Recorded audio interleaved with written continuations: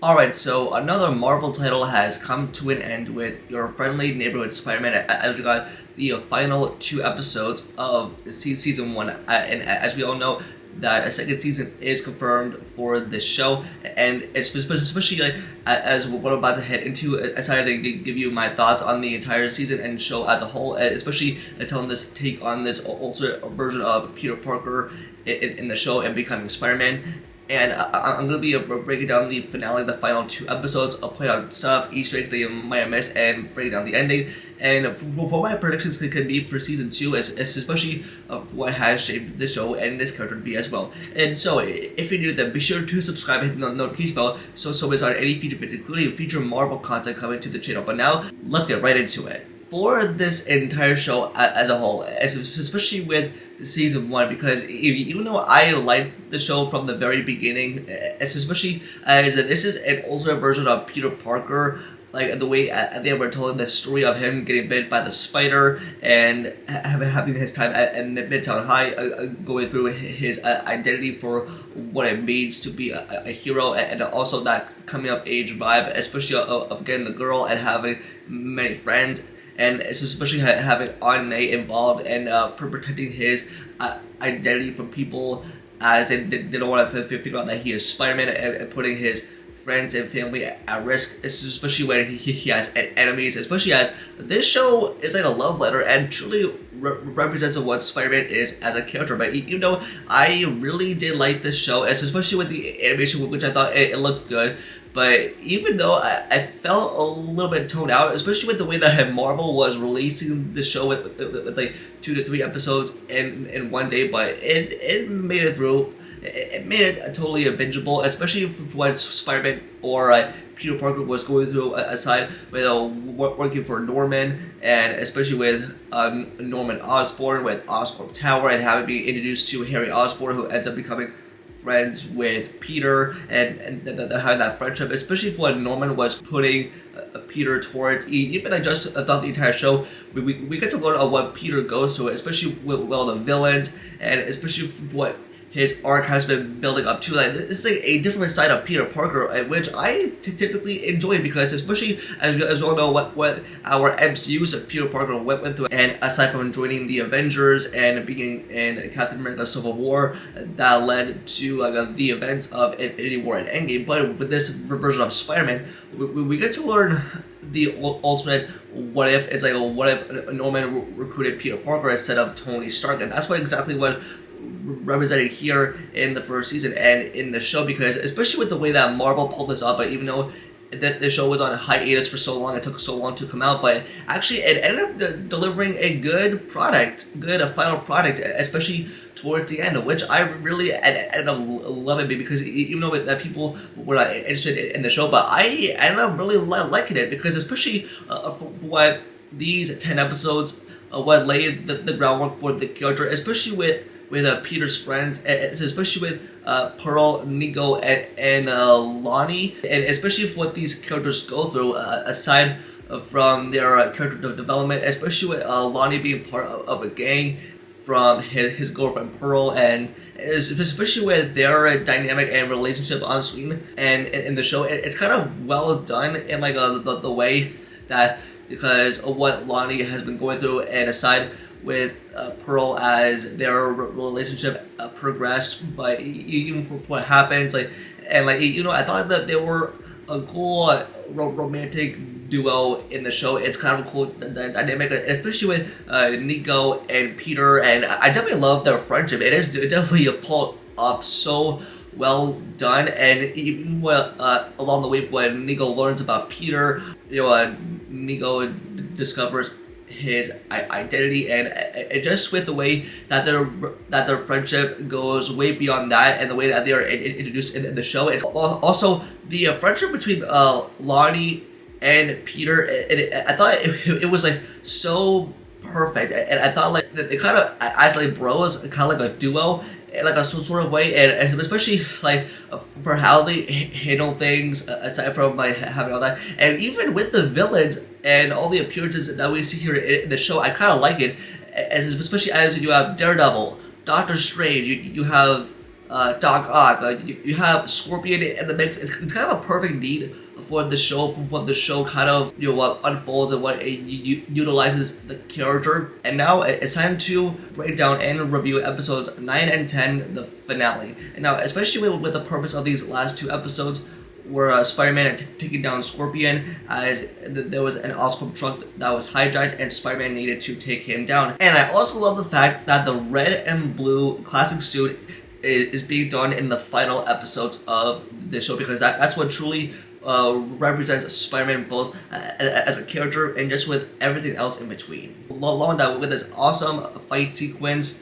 with Spider-Man versus Scorpion, and you would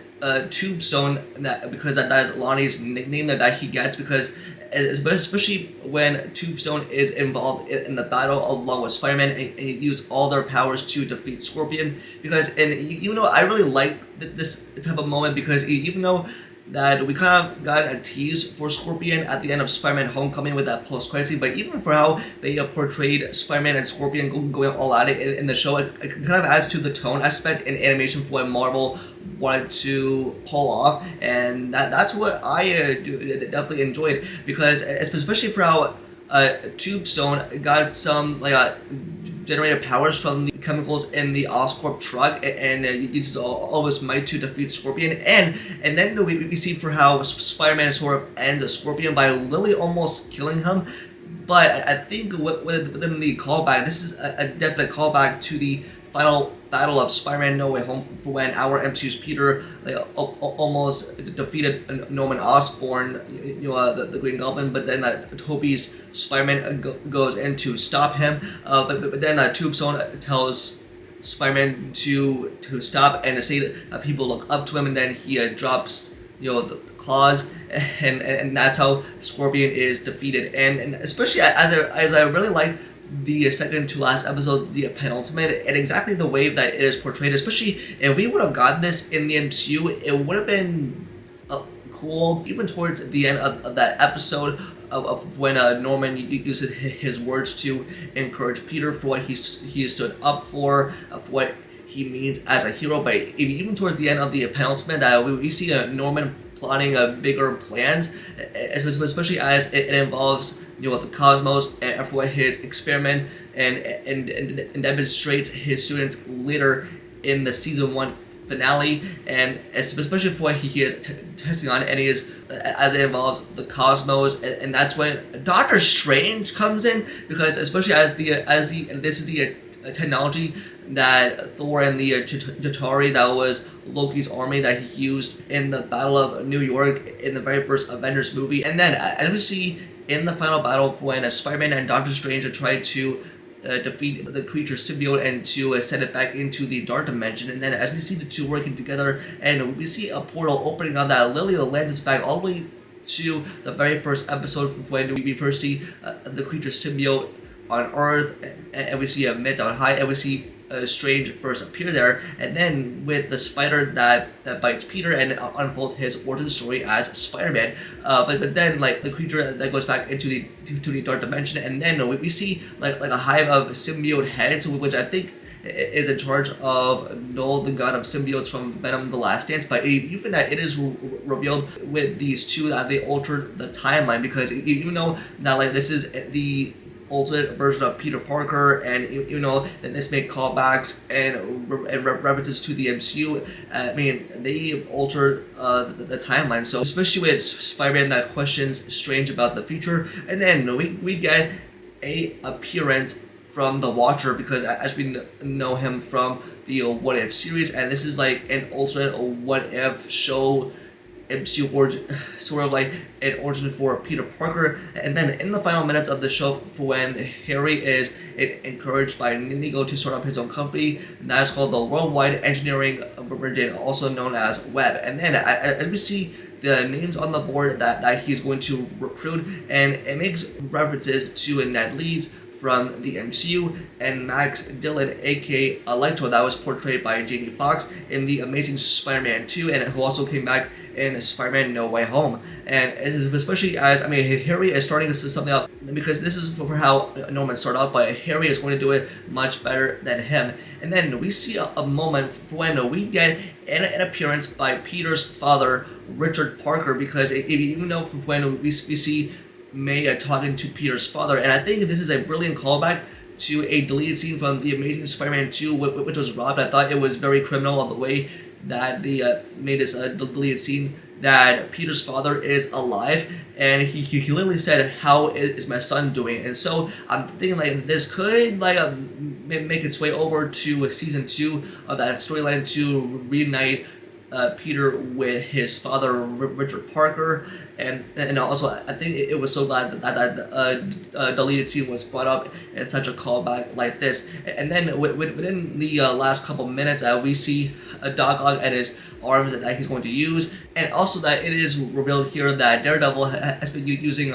Finnis, I think, who is like from the source material, to work undercover for him, to keep an eye on Oscorp, especially as she's going to be keeping an eyes on for what Harry is doing with his own company called a Web. And I think we're definitely going to see Daredevil pop up again in future seasons, and also in a Daredevil Born Again, which I thought was absolutely brilliant. And now, even what Nico's powers are, that she has magical abilities, and you use it connections to connect with her mother, and I thought it was very cool to see what kind of twists and turns that the show unfolds. In this last scene, we see Spider-Man taking his final swing, especially for what's going to be set up in the second season, as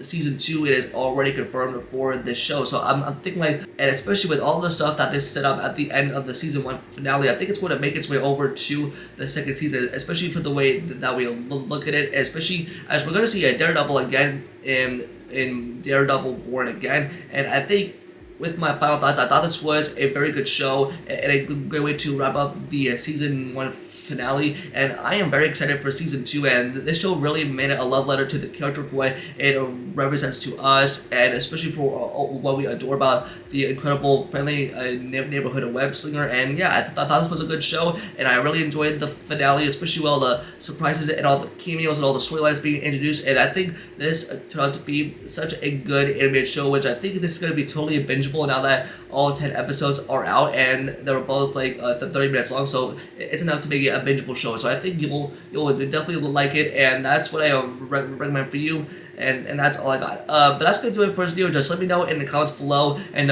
what are your thoughts on the Friendly Neighborhood Spider-Man finale, and what are your predictions for season 2? What are your thoughts about the ending and just everything else? Just let me know in the comments below. Don't forget to like the video and subscribe to know notifications about video videos. And also follow all my social medias, all linked down below. And with that, I'll see y'all in the next video. Peace.